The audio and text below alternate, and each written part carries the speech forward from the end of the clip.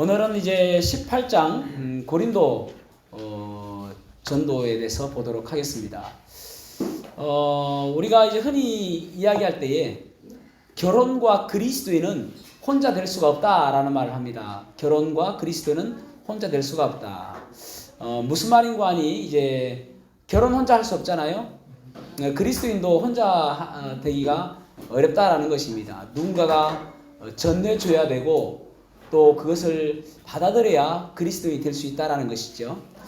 물론 이제 뭐 100% 다 그런 것은 아닙니다. 어떤 사람은 성경을 혼자 보면서 또 깨닫는 사람들도 있기도 하고, 그래서 이제 예수님의 그 십자가의 그 사랑을 깨닫기도 하고, 그래서 구원받는 사람들도 있기는 하지만은 대부분 다 마치 사도행전 8장에 보면은 에티오피아 내시처럼 누군가가 가르쳐줘야 알게 되는 그런 경우가 참 많이 있죠.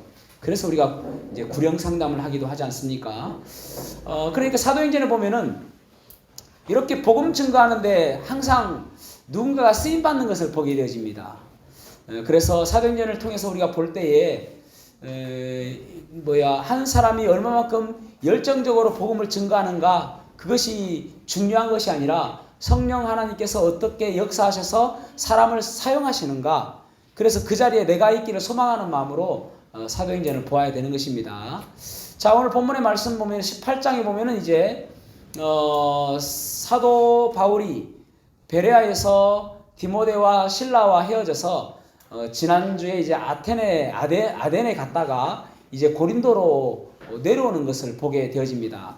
자, 고린도에 내려오는 모습을 18장 1절 말씀 같이 한번 읽어보겠습니다. 18장 1절 시작. 그 후에 바울이 아덴을 떠나 고린도에 이르러. 아멘. 이제 고린도에 이르렀다 하라고 말씀하고 있는데, 고린도는 약 65만 명 정도가 사는 거대한 도시입니다. 그러니까 그 당시에 65만 명이면은 오늘날 1000만 인구 정도 되는, 엄청나죠? 서울이 1000만 정도 된다고 그러지 않습니까? 그러니까 엄청난 큰 도시입니다. 그런 도시인데 신전이 12개 이상 있을 정도로, 그 중에 가장 가장 유명한 신전이 뭐냐면은 아프로디테. 아프로디테는 디테가 아름다운 여인이 있죠, 비너스. 그러니까 그리스식으로 하면은 아프로디테, 로마식으로 하면은 비너스입니다. 베노스라고도 하기도 그렇죠. 그러니까 이 비너스 여신을 섬기는 그러한 신전이 있다. 아프로디테 여신을 신전이 있다. 그래서 아프로디테는 그리스 신화에서 이제 제우스의 딸로 이렇게 나오기도 합니다. 신화니까 실제 있었던 일이 아니고, 어쨌든 고린도의 특징이 무엇이냐면은 음란함. 그 신전마다 이제 그 제사를 돕는 여사제가 있었는데, 그 여사제들이 대부분 다 이제 창기처럼 몸을 파는 그런 역할을 하는 거예요. 성창이라 해가지고 그런 사람들이 거의 뭐 1000명 가까이 된다고 하니까 엄청나게 많았죠. 그 12개 넘는 그 신전에 그런 사람들이 그렇게 많았다고 하니까. 그래서 엄청나게 음란한 도시가 바로 고린도라는 곳입니다. 이런 곳에서 바울 사도는 이걸 어떻게 내가 복음을 전할까, 이렇게 음란한데, 이렇게 하나님 말씀이 증거되기가 어려운데, 그런 아주 힘든 마음이 있었을 것입니다. 그런데 하나님께서는 그런 마음을 그대로 내버려 두지 아니하시고 돕는 자를 주신다는 말입니다. 혼자 일하게 하지 않으시고. 자, 2절 3절 읽어보겠습니다. 2절에서 3절 시작. 아굴라라는 본도에서 난 유대인 한 사람을 만나니, 클라우디오가 모든 유대인을 명하여 로마에서 떠나라 함으로, 그가 그 안에 브리스라와 함께 이달리아로부터 새로 온지라. 바울이 그들에게 말해 생업이 같으므로 함께 살며 일을 하니, 그 생업은 천막을 만드는 것이더라. 아멘. 아굴라와 브리스길라가 나옵니다. 아굴라가 남편이고요, 브리스길라가 여자 아내인데, 나중에는 이제 브리스길라와 아굴라로 순서가 바뀝니다. 자, 성경에서 순서는 뭐라고요? 중요한 순. 그러니까 나중에는 더 많은 그 신앙적인 위치가 아내가 더 주도적인 역할을 했다라고 볼 수 있는 것이죠. 그래서 이제 이 아굴라와 브리스길라를 하나님께서 붙여주셨다 말입니다. 그러니까 이 사람은 어떤 사람인가 하면은 원래 출신은 본도예요. 저기 그 갈라디아 지역에 갑바도니아 그 있는데 본도, 그 본도 출신입니다. 그런데 어떻게 해서 이제 로마로 갔습니다. 로마에서 살다가 그 당시에 유대인과 그리스도인들의 충돌이 있었습니다. 그래가지고 글라우디오 황제가 AD 49년에서 50년 사이에 추방령을 냅니다. 모든 유대인들 다 떠나라. 로마에 살지 마라. 너희끼리 싸우려면 살지 마라. 해가지고 추방령을 내립니다. 그래가지고 추방되어서 온 곳이 고린도입니다. 그러니까 고린도에 왔는데 그의 생업이 뭐라고요? 천막 만드는 사람이라고 그랬죠. 천막 만드는 사람. 바울은 뭡니까? 바울의 생업은 천막 만드는 사람. 그래서 이제 바울이 어디를 가든지 천막 만드는 일을 통해서 그가 생계를 유지했거든요. 그래서 이제 고린도에 와가지고 또 이제 어떤 일을 하려고 보니까 이미 점포를 채놓고 이미 자리 털을 잡고 있는 사람이 있더란 말입니다. 그래 가서 이제 제가 여기 일 좀 해도 되겠습니까? 라고 하니까 그렇게 하시라고. 제가 잘 것도 없는데 같이 사도 되겠습니까? 그렇게 하시라고 해가지고 한 집에 거하게 되는 거예요. 여러분, 그런데 집에 와가지고 이제 이렇게 이야기하다 보니까 그리스도인인 거예요. 얼마나 반갑겠습니까? 그 당시에 그리스도인이 그렇게 많지도 않는데 그런 가운데 만나니까 얼마나 반갑겠습니까? 여러분, 우리가 밖에서도 있잖아요. 참 신기해요. 우리가 누구를 만나가지고 이야기하다 보면은 저 사람이 그리스도인이라 하면은 괜히 그죠? 전혀 모르는 사람인데 친근감이 있잖아요. 그런 경험은 없으신가 본다. 예전에 제가 이제 우리 지금 살고 있는 그 전세 계약할 때에 거기 우리가 이제 법인 소유거든요. 지금 제가 살고 있는 그 사택이. 그래서 법인 소유니까 법인 대표가 오지 않고 거기에 대리인가 하는 아가씨가 왔어요. 부동산에서 이제 계약서를 쓰는데 이야기를 하다 보니까 그리스도인인 거예요. 제가 이제 목사인지 알고 그래서 이제 저하고 제 아내하고 정자매하고 같이 갔었는데 되게 반갑더라고요. 그래서 꼭 이제 뭐 동생 같고 또 딸 같고 그렇게 아주 말도 이제 어렵지 않은 거 서로가 그 자매도 편하게 이야기하고 저들도 편하게 이야기하고 하여튼 가깝게 느껴지는 그런 게 있더라고요. 아니 여러분 바울하고 이제 이 브리스길라와 아굴라가 한 집에 살면서 이야기하는데 뭘 이야기하겠습니까? 경쟁사 텐트는 어떻게 잘 만들더라. 외상값 낸 사람이 안 낸 사람이 있는데 그걸 어떻게 받을까? 어떻게 하면 우리가 천막을 더 아름답게 지을까? 그거 이야기하겠습니까? 그리스도이니까 밤새도록 예수에 대해서 이야기할 거 아닙니까? 그죠? 그래서 여러분 생업이라고 말씀하고 있어요. 생업이란 뭡니까? 먹고 살기 위해 사는 업종. 본업이 아니란 말입니다. 본업. 그럼 본업은 무엇입니까? 본업은 바울 사도의 본업은요, 복음 전하는 것입니다, 여러분. 그것은 부업이단 말이에요, 부업. 먹고 살기 위해서 어쩔 수 없이 하는 것, 그리고 복음 전도하기 위해서 필요한 것, 그게 부업이단 말입니다. 여러분, 사람이 그리스도를 만나고 그리스도인이 될 때에 가장 큰 변화가 무엇이냐면은 본업을 발견하는 것입니다. 본업을 발견하는 것. 본업이 뭐예요? 복음 전하는 거. 그리스도인은 모두가 다 본업이 그리스도인은 이 복음 전하는 게 본업이 되어야 된단 말입니다. 내가 직장에 가는 것 복음 잘 전하기 위해서, 내가 사업하는 것 복음 잘 전하기 위해서 이 바울 사도의 그 본업처럼 우리도 본업의식을 가져야 된단 말입니다. 그것 때문에 우리가 이 땅에 사는 거예요. 우리가 돈 많이 벌기 위해서 이 땅에 사는 것이 아니라 어떻게 하면 장사를 잘할 것인가, 어떻게 하면 돈을 많이 벌 것인가, 그것 때문에 살아가는 것이 아니라 예수 그리스도를 잘 증거하기 위해서 그것 때문에 살아간다. 지금 바울 사도하고 그래서 그 브리스길라와 아굴라가 그렇게 만난 것입니다. 여러분 왜 그런가를 차츰차츰 알 수 있어요. 왜 이 사람들은 그렇게 이야기할 수 있는가, 그 이유를 차츰차츰 알 수가 있습니다. 자, 그러면서 4절 말씀 읽어보겠습니다. 4절. 이제 고린도에서 복음을 전파하는 게 나오죠. 4절 시작. 안식일마다 바울이 땅에서 강론하고 유대인과 헬라인을 법문하니라. 아멘.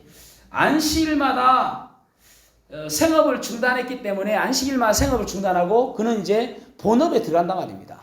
안식일마다. 그러니까 안식일은 여러분 우리가 흔히 안식일 하면은 쉰다 그렇게 많이 생각하잖아요. 지금 또 우리가 주일을 안식일처럼 이제 영적 그러니까 그림자라고 할 수 있는 안식일로 지키지 않습니까? 주일은 쉰다. 여러분 생업을 쉬고 본업으로 돌아가는 것입니다. 그러니까 주일은 충전하는 시간이라고 할 수 있는 충전. 그래서 더 복음을 잘 전하기 위해서 충전하고 또 생업을 하면서 복음을 증가하는 일을 하기 위해서. 그래서 여러분 주일은 우리가 참 아직도 제가 가끔 이렇게 들어보면은 일요일 하시는 분 계세요. 일요일은 여러분 썬데이입니다. 태양신을 섬기는 썬데이. 우리는 주일입니다. 주일, 로스데이. 그러니까 주님의 날, 주님을 섬기는 날, 주님께서 기뻐하시는 날, 주님을 기쁘시게 하는 날, 주님께서 나에게 뭐라고 이야기하시는지 듣는 날, 그 주일이란 말입니다. 그래서 그 주일을 우리가 어떻게 보내느냐, 이것은 상당히 중요한 것이죠. 이 바울은 안식일마다 회당에 가가지고 복음을 증거하고 있단 말입니다. 그러니까 끊임없이 이 그리스도인은요, 틈이 없는 사람입니다. 짬이 없는 사람입니다. 짬나면 무조건 복음 전하는 거예요. 지금 바울 사도는 그렇게 하고 있는 것이죠. 자, 그러면서 5절 말씀 읽어보겠습니다. 시작. 신라와 디모데가 마게도냐로부터 내려오매 바울이 하나님의 말씀에 붙잡혀 유대인들에게 예수는 그리스도라 밝히 전하니. 아멘. 드디어 만나고 싶었던 바울 디모데와 실라를 만났습니다. 디모데와 실라는 베레아에서 이제 헤어졌는데 갔다 와서 이제 얼마나 반가웠겠습니까? 그죠? 기다렸지 않습니까? 그래서 소식을 듣고 싶었잖아요. 자, 디모데와 실라가 어떤 소식을 갖고 왔는가? 데살로니가 전서 3장 6절에서 8절 시작. 지금은 디모데가 너희에게로부터 와서 너희 믿음과 사랑의 기쁜 소식을 우리에게 전하고 또 너희가 항상 우리를 잘 생각하여 우리가 너희를 간절히 보고자 함과 같이 너희도 우리를 간절히 보고자 한다 하니 이러므로 형제들아 우리가 모든 빛과 환난 가운데서 너희 믿음으로 말미암아 너희에게 위로를 바라노라. 그러므로 너희가 주 안에 굳게 선즉 우리가 이제는 살리라. 아멘. 우리가 이제 살리라라는 말은 아이고 이제 살만 난다라는 말입니다. 그러니까 바울 사도가 날마다 생각한 것이 무엇이냐면은 데살로니가에서 3주 동안 그들에게 복음을 전했는데 그 어린아이 같은 그 교회가 어떻게 지금 되어 있을까? 혹시라도 그 야손의 집에 찾아왔던 그 사람들이 아직도 그들을 박해함으로 인하여 모두 뿔뿔이 흩어지진 않았을까? 그런 걱정이 맨날 있는 거예요. 그러니까 자기가 낳은 영적인 자녀들이 어떻게 살아가고 있는가는 맨날 걱정이 되어지고 또 기도하지만은 그래도 이제 눈에 보이지 않기 때문에 걱정스러운 거 아닙니까? 그래서 이제 디모데가 와서 보고를 하는 거예요. 아주 굳건히 서가고 있습니다. 그래서 데살로니가서 1장 3절에 보면은 믿음의 역사와 사랑의 수고와 소망의 인내가 가득한 교회라는 이야기를 듣습니다. 그러니까 아이고 이제 살만 나는구나. 내 모든 묵은 채증이 다 내려가는 것 같구나. 이런 표현을 지금 하고 있는 것입니다. 아주 이제 기분이 좋아졌습니다. 그럼에도 불구하고 이제 이 고린도에서 사역을 하게 되어지는데 자 6절에서 7절 말씀 읽어보겠습니다. 6절에서 7절 시작. 그들이 대적하여 비방하거늘 바울이 옷을 펼면서 이르되 너희 피가 너희 머리로 돌아갈 것이요 나는 깨끗하니라. 이후에는 이방인에게로 가리라 하고 거기서 옮겨 하나님을 경외하는 기도 유스도라는 사람의 집에 들어가니 그 집은 신라 옆이라. 아멘. 유스도의 집으로 가게 되어집니다. 여기서도 비방하는 사람들이 있으니까 이제 유스도의 집으로 가게 되어집니다. 그리고 유스도의 집에 갔는데 그 옆에 누가 있냐면은 그리스보라는 회당장이 구원받게 되지죠. 자, 8절 말씀 시작. 또 회당장 그리스도가 온 지방과 더불어 주를 믿으며 수많은 고린도 사람도 듣고 믿어 신뢰를 받더라. 아멘. 회당장 그리스보가 구원받습니다. 참 놀라운 일이죠. 아니 회당장 하면은 보통 이제 율법에 능통한 사람이고 또 어떻게 생각하면은 이 유대교의 앞잡이라고 할 수 있는 그런 사람인데 유대교와 이 그리스도교는 완전 적대시하는 그런 관계 아닙니까? 대적 관계라고 할 수 있는 것이죠. 그래서 그런 관계인데 이 회당장 그리스도가 구원을 받게 됩니다. 여러분들의 이웃이 여러분들 때문에 구원받는 놀라운 역사가 끊임없이 일어나기를 축복합니다. 그렇잖아요. 이 유수도 때문에 결국은 이제 그리스도가 구원받게 되는 거 아닙니까? 바로 옆집에 살았기 때문에 그곳에서 복음 전하는 것을 옆에서 듣고 구원받게 되는 것이죠. 놀라운 상황이 일어난 것이죠. 자, 그런 이제 고린도 교회에서 그런 일이 일어나고 있는데, 근데 고린도 교회는 아까 말씀드린 것처럼 상당히 그 음란하고 또 아주 그 복음 전하기에 힘든 그런 상황에 있는 그런 도시입니다. 그렇기 때문에 이제 바울 사도에게 아주 이렇게 부담스럽고 또 떨리는 마음, 뭐 그런 연약한 마음이 있겠죠. 그래서 바울 사도에게 믿음을 더하여 주시는 내용이 나옵니다. 9절 말씀 읽어보겠습니다. 9절 시작. 아멘. 주께서 환상 가운데 바울에게 말씀하시되 두려워하지 말며 침묵하지 말고 말하라. 아멘. 그러니까 하나님께서 그에게 말씀하시기를, 성령님께서 말씀하시죠. 두려워 말고 침묵하지 말고 말해라. 담대하게 말해라. 그렇게 지금 말씀하고 있는 것입니다. 그래서 이 담대한 말씀 때문에 가장 지금 이제 이때까지 이 사도 바울이 사역하는 가운데 가장 오랜 시간인 1년 6개월 동안 고린도에서 사역합니다. 그러니까 우리가 여러분 힘들고 어려울 때마다 우리가 길을 쫑긋 세우고 무엇을 드려야 되냐면은 이 성령님의 음성을 드려야 됩니다. 그러면은 성령님께서 우리에게 강하고 담대해라, 두려워하지 말아라, 그렇게 말씀해 주시는 거예요. 그 말씀 들으면은 담대해진단 말입니다. 때로는 우리가 어떤 이제 어려운 일을 만나게 되어지고 또 우리가 할 수 없는 그 일을 만날 때에 두려워지잖아요. 그때 무릎 꿇고 기도하는 것입니다. 그래서 성령님께서 나에게 해주시는 이 강력한 말씀 달라고 그 말씀 주시면 우리가 일을 쓸 수 있거든요. 여러분 여기 보면은 고린도에서 지금 우리가 이제 그런 노래 있잖아요. 우리 만남은 뭐예요? 우연이 아니야. 이게 복음입니다, 여러분. 하나님께서 이 바울 사도를 우연이 아니게 지금 아까 말씀드렸잖아요. 그 브리스길라와 아굴라를 로마에서 추방하게 하시고 고린도에 이미 자리 잡게 하시고 바울 사도 올 때까지 기다리게 하셨단 말입니다. 여러분 바울 사도는 혼자 일하는 게 아니에요. 보면은 저기 빌립보에 갔을 때 누구 만났습니까? 루디아. 데살로니가 가서 누구 만났습니까? 야손. 지금 이제 고린도에 와서는 유스도. 그 다음에 또 브리스길라와 아굴라. 이를 만날 사람들 자꾸 주시잖아요. 우연이 아니다 말입니다. 사람을 만나게 하시고 동역자를 세우시고 함께 일할 수 있도록 한단 말입니다. 여러분 바울 사도가 아무리 똑똑하고 아무리 잘나고 아무리 무엇을 잘한다 할지라도 혼자 할 수 없는 일이에요.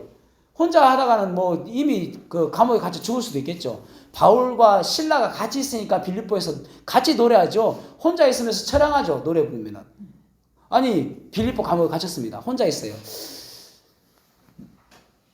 울고 있는 형제여 라면 이제 혼자 부르면은 사람들 볼 때 아이고 처량합니다. 그냥 부르세요 해요. 둘이서 부르니까 힘나는 것이죠, 여러분. 신라가 옆에 있으니까 항상 그렇습니다. 누군가가 옆에 있으니까. 여러분 우리도 마찬가지거든요. 혼자 너 잘해봐 하는 것이 아니라 우리가 동역이라는 말은 함께 힘을 합친다는 말입니다. 똑같은 힘으로 같이 한다라는 말입니다. 그러니까 그렇게 할 때에 하나님께서 그것을 축복해 주시는 거예요. 지금 바울 사도가 1년 6개월 동안 고린도에서 사역할 수 있는 이유는 성령님의 그 음성을 들었고 또 여러 동역자들을 주셨기 때문에 이 일을 감당할 수 있다라는 말입니다. 교회도 마찬가지죠. 혼자 누가 해가는 거 아니에요. 누가 혼자 잘났다고 하는 거 아닙니다. 모든 사람들이 같이 해야. 아니 제가 담임 목사인데 제가 밥하고 제가 주일날 오면 여러분 제가 밥 해놨습니다. 밥 식사하세요. 그렇게 하겠습니까 여러분? 다 식사하시는 거 식사하시고 또 안내하시면 안내하시고 찬양인도 하시면 찬양인도 하시고 다 있잖아요. 각기 하실 일들이. 그 일을 통해서 교회가 마치 퍼즐로 하나하나 쌓아 올라가듯 그렇게 쌓아 올라가는 것입니다. 그것이 그리스도 몸인 거 아닙니까? 그죠? 네. 자 그러면서 이제 2차 전도행을 마치게 되어지는데 여기 보면은 참 갈리오라는 사람이 나오게 되어집니다. 이 갈리오는 누구냐면은 아가야 지역의 총독으로 로마에서 파송된 사람입니다. 아가야 지역의 총독. 아가야 하면 어디예요? 아테네, 아덴, 고린도, 아가야 지역. 마게도냐 하면은요, 빌립보, 데살로니가, 베레아. 그거 외우라 했잖아요. 마게도냐 하면 예, 아가야 하면 이렇게 됩니다. 아가야는 아덴과 고린도, 이 아가야입니다. 그 지역의 총독으로 갈리오가 와요. 이 사람이, 이게 이제 제가 이 말씀을 이제 준비하면서, 자, 뭐라고 적었냐면은, 복음 전파의 분수령 사건이라 했는데, 이 분수령이라는 낱말이 참 애매한 말이에요. 이게 뭐, 이건 맞나 안 맞나 엄청 고민하다가, 쓴 내용인데, 한번 들어보십시오. 어떤 내용인가 하면은, 한번 읽어봅시다. 읽어보고 설명해 드릴게요. 15절 말씀 읽어보겠습니다. 15절 시작. 만일 내가 너와 명심과 너희 법에 관한 것이면 너희가 스스로 처리하라. 나는 이러한 일에 재판장 되기를 원하지 아니하노라 하고. 아멘. 지금 유대인들이 이 이제 바울을 데리고 가지고 이 사람을 재판해 달라고 온 것입니다. 판단해 달라. 이 사람은 천하를 소동케 하는 그런 사람이다. 소란케 하는 그런 사람이다. 그래서 선동하고 그런 악한 일을 하는 사람이다 해가지고 바울을 데려온 것입니다. 그런데 이 갈리오가 사실은 바울의 입장을 생각해서라기보다는 좀 게을러요. 귀찮은 짐이죠. 귀찮아가지고 야 그것까지 내가 해야 되나? 너희들끼리 알아서 해. 그러니까 자기가 들어보니까 이 무슨 말이냐면은 로마하고는 상관이 없는 일입니다. 유대교의 규례, 뭐 교리 이런 부분 때문에 서로 다투는 것입니다. 그래서 로마가 이것을 재판할 것이 아니라 너희들끼리 이 일은 알아서 해라 이렇게 판결을 내는 것입니다. 근데 이게 왜 분수령이라 적었냐면은 이것이 판례가 돼가지고 앞으로도 로마에서 이 일에 대해서 이야기하지 않는단 말입니다. 그러니까 유대교끼리 너희끼리 싸워라, 너희끼리 이야기해라, 너희끼리 해결해라, 너희끼리 서로 맞춰라 그렇게 이게 판례가 되었단 말입니다. 그래서 분수령이라고 적었는데 하여튼 좀 뭐 낱말이 딱 생각이 안 나가지고 저 분수령에 적었어요. 어쨌든 그렇습니다. 그런 이야기입니다. 갈리오가 그런 판단을 해준 거예요. 갈리오의 게으름 때문에. 그래서 여러분 주위에 누가 너무 게으르다고 욕하지 마세요. 그 게으름을 통해서 하나님께서 또 어떻게 역사하실지 모르는 것입니다. 이 갈리오의 게으름을 통해서 하나님께서 역사하시는 것을 우리가 보게 되어지죠. 자, 그러면서 이제 갱그리아에서 머리를 깎는 내용이 나옵니다. 18절 말씀 시작.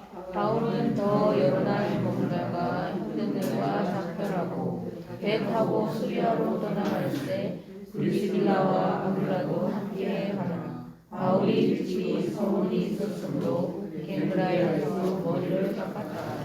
아멘. 바울의 서원이 뭔지는 잘 모릅니다. 이제 바울의 서원이 무엇인지 모르는데 서원이 끝났기 때문에 그가 머리를 깎은 것입니다. 그러니까 나시린으로서 평생 나시린이 있고 한시적 나시린이 있습니다. 한시적 나시린. 그래서 서원 기도를 하면서 제가 하나님 이것을 하나님께서 들어주시길 원합니다. 제가 머리를 깎지 않겠습니다. 라고 서원하는 것입니다. 나시린으로서. 평생 나시린은 누구였습니까? 성경에서? 세손이었죠? 삼손. 그 다음에 이제 이 바울은 한시적으로 그러면서 이제 그 하나님께 머리나 털을 잘라가지고 하나님께 불로 태워서 올려드립니다. 그것이 서원 제사의 끝입니다. 그러니까 지금 이제 바울 사도가 어떤 서원을 했는지 모르겠지만은 지금 사실은 고린도까지 끝나면은 고린도까지가 2차 전도행이 끝이거든요. 에베소서는 덤으로 지나가는 중에 들린 것이니까 고린도까지가 2차 전도행이 끝입니다. 그래서 전도행을 끝 마무리하면서 그의 서원 기도를 감사함으로 이제 그의 머리를 잘라가지고 하나님께 불로 태워서 제사를 드린 것입니다. 그것이 내용이 나오는 것이죠. 그러면서 이제 저기 그 원래 왔던 곳으로 돌아가는데 누가 같이 갑니까? 브리스길라와 아굴라.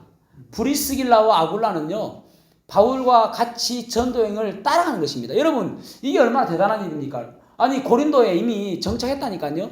그래서 자기의 터전을 찾고 이제 장사가 좀 잘 되고 사업이 잘 될 그런 때에 바울이 이제 다시 내가 떠나야 되겠다니까 같이 떠나는 것입니다. 그래가지고 에베소에 가가지고 바울이 브리스길라와 아굴라를 남겨두고 그는 혼자 이제 떠나는 것이거든요. 그러니까 브리스길라와 그 아굴라가 에베소에 갔다가 나중에는 또 로마에 가요. 왜 로마에 가는가? 바울이 로마로 간다니까 로마로 가는 것입니다. 그러니까 브리스길라와 아굴라는 항상 복음을 위해서 이사했던 사람, 복음 전도를 위해서 이사했던 사람. 그러니까 얼마나 대단합니까? 그의 그 일이 마치 천막 만드는 것은 부업이고 복음 전하는 것이 주업이고 본업인 것처럼 지금 살아가고 있는 거잖아요. 그죠? 그런 모습을 우리가 볼 수가 있는 것이죠. 자, 그래서 2차 전도여행의 끝에 나오는데 우리가 몇 절 읽었죠? 19절에서 21절 읽었잖아요. 자, 19절에서 21절 읽어보겠습니다. 에베소에서 사역하는 것이거든요. 19절에서 21절 시작. 에베소에 와서 그들을 거기 머물게 하고 자기는 회당에 들어가서 유대인들과 변론하니 여러 사람이 더 오래 있기를 청하되 허락하지 아니하고 감별하여 이르되 만일 하나님의 뜻이면 너희에게 돌아오리라 하고 배를 타고 에베소를 떠나. 아멘. 그곳에서 조금 이제 말씀을 또 회당에 가서 전합니다. 아니 여러분 이제 2차 전도가 끝났잖아요. 그러면은 여기선 좀 쉬어야 되겠다. 그럴 수 있지 않습니까? 그죠?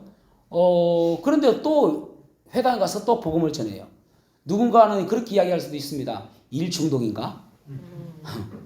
그런데 여러분 바울 사도는 그것이 본업이기 때문에 계속 그 일만 하는 거예요.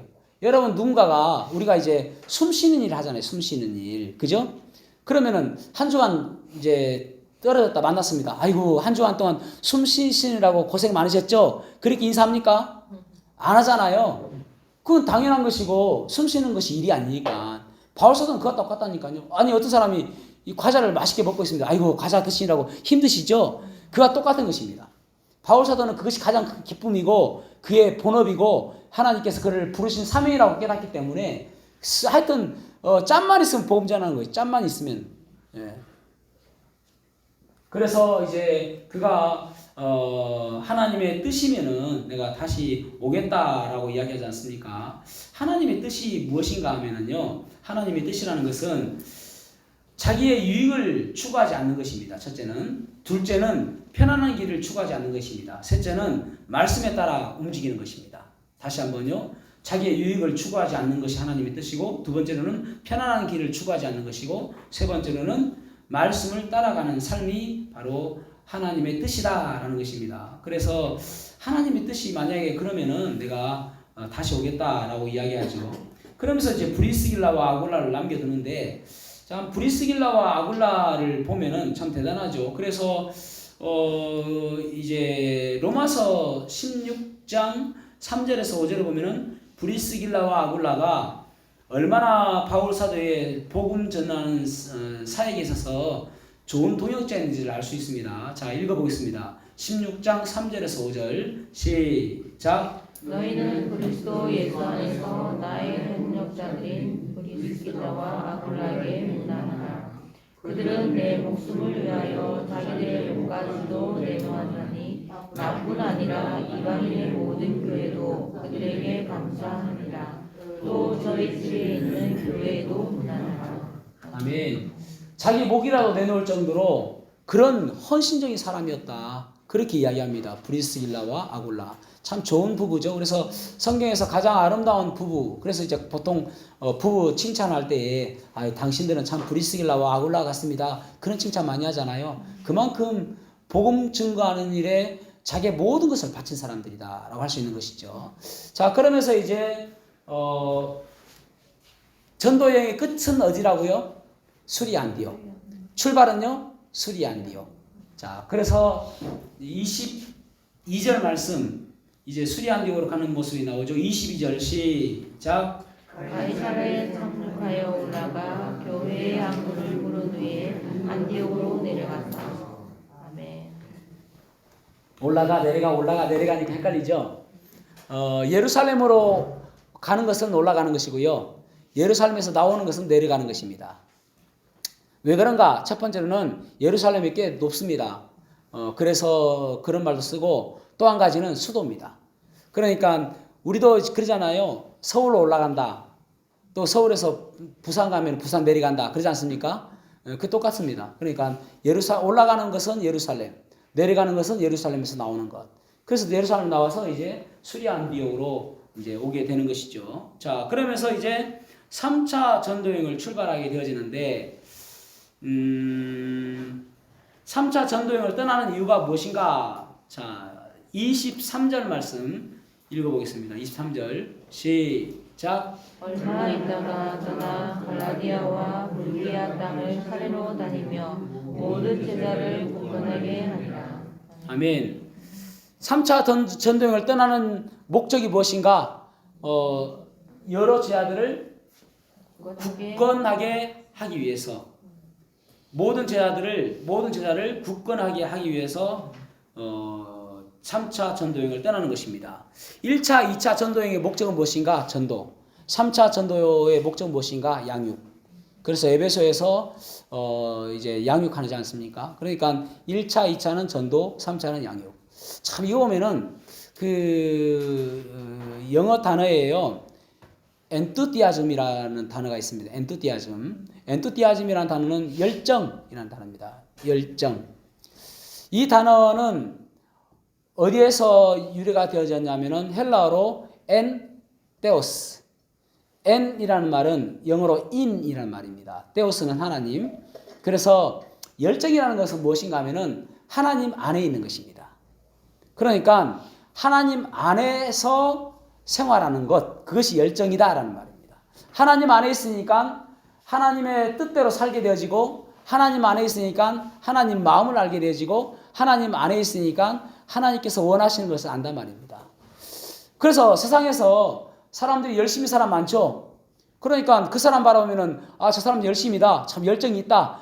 하나님 밖에서는 열정이 아니다 말입니다. 하나님께서 보실 때는 하나님 안에 있어 열심히 일하고, 하나님 안에 있어 열심히 사역하고, 하나님 안에 있어 뭘 열심히 하는 것을 열정이라고 하나님께서 인정하신단 말입니다. 그래서 하나님께서는 저 열정적인 사람이네 하는 것은 내 안에 있네, 하나님 안에 있네, 그리스도 안에 있네, 그런 사람을 열정이다라고 한다는 것입니다. 그래서 바울 사도는 참 열정적인 사람 같아요. 그죠? 그러니까 멈춰 있지 않잖아요. 서 있지 않잖아요. 계속 한 발자국 한 발자국 맨날 걸어가는 것만 나오지 않습니까? 멈춰 있지 않고 복음 전도를 위해서 노력하는 그런 모습을 보게 되죠. 그래서 3차 전도여행을 다시 떠나게 되는 것입니다. 그래서 이제 에베소에서 이제 어떤 이야기가 나오냐면은 현재 에베소에 누가 그들을 가르치고 있는가를 보니까 자 18장 24절에서 26절 말씀 읽어보겠습니다. 24절에서 26절 시작. 알렉산드리아에서 난 아볼로라 하는 유대인이 에베소에 있으니 이 사람은 언변이 좋고 서술에 능통한 자라. 그가 일찍이 주의 도를 배워 열심으로 예수에 관한 것을 자세히 말하며 가르치나 요한의 지내만 알다름이라. 그가 회당에서 다분히 말하기 시작하거늘 브리실라와 아굴라가 듣고 데려다가 하나님의 도를 더 정확하게 풀어내더라. 아멘. 아볼로라는 사람이 나옵니다. 아볼로를 소개하는 것이 하나는 언변이 뛰어난 사람, 말을 참 잘하는 사람입니다. 둘째는 성경 지식이 해박한 사람, 성경 말씀을 잘하는 사람, 구약 성경이죠. 저번에 히브리서 배울 때 여러분 기억하실지 모르겠는데 히브리서의 저자가 누구냐라고 하는 견해에 있어서 많은 사람들이 한 8, 90%는 바울을 이야기합니다. 근데 정확하게 바울은 아니다라고 이야기하죠. 어쨌든 바울이라고 이야기합니다. 흠정역 성경에서는 바울이 썼다라고 이야기합니다. 그 어쨌든 일반적인 견해는 10명에서 9명은 바울이라고 이야기합니다. 자, 그러면은 한 명은 누굴까요? 아볼로라고 이야기합니다. 왜 아볼로라고 하느냐면은 그 구약 성경에 능통하기 때문에 바울 사도만큼이나 능통한 사람이 아볼로입니다. 그래서 아볼로라고도 주장하는 사람도 있습니다. 어쨌든 그만큼 이제 성경이 능통해요. 근데 아볼로의 문제가 무엇인가 하면은 이 사람은 이제 그 말씀을 참 잘 가르치는데 그런데 보니 가만히 들어보면은 예수 그리스도의 그 복음에 대해서는 없는 거예요. 복음이 쏙 빠진 것입니다. 그러니까 너무나도 잘 가르치는데 요한의 침례, 물침례만 이야기하고 회개하라 천국이 가까웠느니라 거기까지만 이야기한단 말입니다. 그러니까 천국 복음에 대해서는 전혀 이야기하지 못하고 예수 그리스도의 십자가의 도에 대해서는 전혀 모르더라는 것입니다. 그래서 이제 아볼로와 아굴라와 브리스길라와 아굴라가 그를 자기 집으로 초대합니다. 그래가지고 이 아볼로에게 그리스도의 도에 대해서 이야기를 해주는 것입니다. 여러분 여기서 참 중요한 게 무엇이냐면은 브리스길라와 아굴라가 그 들으면서 좀 이상하잖아요. 사실은 복음이 빠지지 않습니까? 여러분 아무리 설교를 잘해봤자 뭐 하겠습니까? 아무리 말을 잘해봤자 뭐 하겠습니까? 복음이 빠졌는데 안고 없는 찐빵이잖아요. 그러면은 거기에서 아볼로님 뭐 이상합니다. 이게 왜 복음이 빠졌습니까? 복음 모르십니까? 이렇게 할 수 있잖아요. 그죠? 근데 그분을 정중하게 모셔가지고 그리스도의 십자가의 도에 대해서 자세히 가르쳐 줍니다. 그러니까 이 아볼로가 그렇습니까? 예, 아멘입니다. 그렇게 받아들인 것입니다. 중요한 것은 무엇이냐면요. 내가 알고 있는 성경 지식으로 다른 사람들을 판단해서는 안 된단 말입니다. 다른 사람들을 공격해서는 안 된단 말입니다. 다시 한번요. 내가 알고 있는 성경 지식으로 다른 사람들을 공격해서는 안 된다. 어떤 경우에는 자기가 알고 있는 것이 다가 아닐 수도 있어요. 그죠? 지금 이제 브리스길라와 아굴라는 자기가 알고 있는 것이 이것이 정확합니다. 정확함에도 불구하고 공격하지 않았는데 많은 우리 이 시대의 사람들은 자기가 알고 있는 것이 다인 것처럼 생각하는데 사실은 다가 아니에요. 특히나 이제 성도들은 성경을 많이 읽은 사람의 이제 성경을 많이 읽고 성경 공부를 하지 않은 사람의 특징이 무엇이냐면은 하나님의 경륜에 대해서 몰라요. 그러니까 자기가 보고 있는 거 이것만 맞는 거라. 그러니까 그 뒤에 예수님께서도 처음에 제자들에게 이방인들에게 들어가지 말라고 하잖아요. 그럼 그것만 보고 있는 거예요. 그러니까 뒤에 어떻게 되는지 모르는 것입니다. 그러니까 성경 공부를 하는 이유는 우리가 조직신학 공부를 하는 이유는 성경 전체를 보는 거예요. 근데 그것을 안 보고 이것만 보고 성경 나는 많이 읽었는데 이거 맞다라고 생각하는 사람이 있단 말입니다. 그러니까 이런 부분들이 큰 오류에 빠질 수 있단 말입니다. 그러니까 내가 알고 있는 지식으로 다른 사람들을 공격해서는 안 된다는 것이죠. 그래서 아볼로에게 브리스길라와 아굴라가 성경적인 것들을 그리스도의 도에 대해서 자세히 이야기를 해줍니다. 그러니까 바뀌었어요. 아볼로가. 자 보세요. 27절에서 28절 마지막으로 읽어보겠습니다. 27절에서 28절 시작. 아볼로가 아라야로 건너가고자 하고 형제들이 그를 격려하며 제자들에게 편지를 써 영접하라 하였더니 그가 밤에 은혜로 말미암아 믿는 자들에게 많은 유익을 주니 이는 성경으로서 예수는 그리스도라고 증언하여 공중 앞에서 힘있게 유대인의 말을 이기더라. 아멘. 이렇게 바뀌었습니다. 예수는 그리스도다. 그제는 전혀 몰랐던 그 도를 이제 아볼로가 깨닫고 나서 예수는 그리스도다라고 이렇게 가르친단 말입니다. 이 아볼로가 고린도 가가지고 이제 또 이제 그곳에서 가르치고 한단 말이에요. 그래서 고린도에도 보면은 이제 고린도전서 1장에 보면은 나는 개바파다, 나는 아볼로파다, 나는 그리스도파다, 나는 바울파다 파가 생기잖아요. 그처럼 이제 또 그런 일도 있게 되어지는데 어쨌든 아볼로가 그리스도의 십자가의 도를 깨닫고 사람이 바뀌었단 말입니다. 그래서 여러분 오늘 18장에서 가장 중요한 것은 뭐냐면은 첫째 그리스도인들이 해야 될 두 가지는 뭐냐면은 그리스도인들의 삶의 두 가지는 첫째는 복음 전파하는 것. 그것이 그리스도인이 해야 될 일입니다. 복음 전파하는 것. 두 번째 뭘까요, 여러분? 이거 맞추면 제가 빼빼로 드릴게요. 첫째는 복음 전파하는 것. 둘째는 복음으로 사람 세우는 것. 복음으로 사람 세우는 것. 지금 이제 바울 사도가 세 번째 전도 여행의 목적은 뭐라고 했습니까? 모든 자들을 굳건하게 하기 위해서. 그러니까 사람 세우는 게 목적이란 말입니다. 그러니까 그리스도인들은 이 두 가지를 가지고 살아야 돼요. 복음 증거하고 복음으로 사람 세우는 일을 하는 것. 그것이 그리스도인의 삶의 두 가지 목적이 되어야 된다는 것입니다. 자, 오늘 여기까지 하고 기도하고 마치겠습니다.